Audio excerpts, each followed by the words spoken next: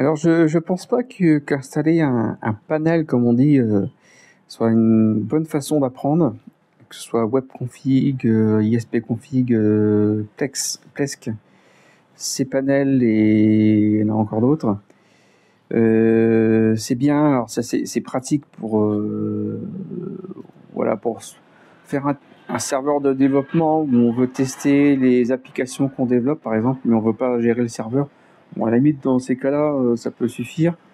Par contre, voilà, faut bien se dire que quand on utilise un panel, on n'a pas on n'apprend pas à maîtriser le serveur. C'est-à-dire que sans le panel, on peut être perdu, pas savoir ce qu'il faut faire, etc. Donc, l'idée, c'est d'apprendre quand même à gérer le fond du serveur pour savoir voilà, pour être capable de se débrouiller en cas de problème, être capable de faire des sauvegardes, de redémarrer le serveur, de le mettre en mode rescue, voilà, de faire toutes ces petites choses et d'apprendre à gérer un serveur Linux au quotidien. Donc voilà, il faut savoir comment c'est fait derrière avant d'utiliser un panel. Il y a beaucoup de gens qui utilisent des panels, mais quand ça tombe en panne, eh ben, ils sont perdus, ils n'ont pas de personnes qui peuvent appeler rapidement, il faut qu'ils cherchent, etc. Donc c'est un peu dommage.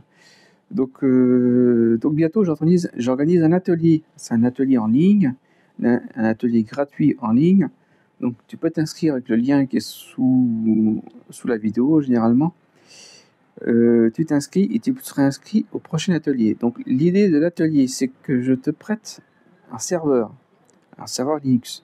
Il faudra faire des opérations dessus pour dérouler un tutoriel et de voir comment ça se passe. Donc je fournis le serveur, le tutoriel, et au bout de quelques jours, il y aura un contact sous forme de visioconférence pour savoir s'il y a des questions.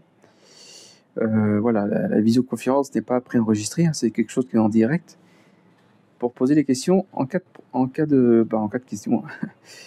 Et voilà, ce sera maximum une heure en ligne, et pour savoir ce qui bloque, etc.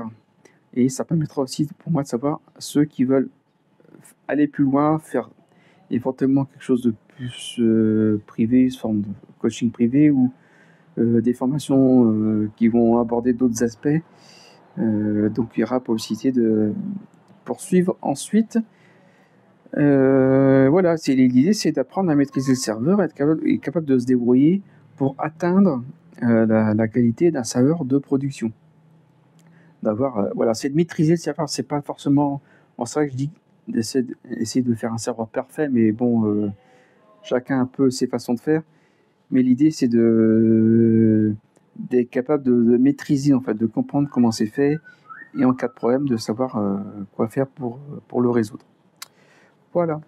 Donc je te dis je te souhaite te conseille d'y penser, de t'inscrire assez vite, parce que il y aura plusieurs sessions régulières de cet atelier, mais c'est pas en continu, donc il y aura plusieurs sessions.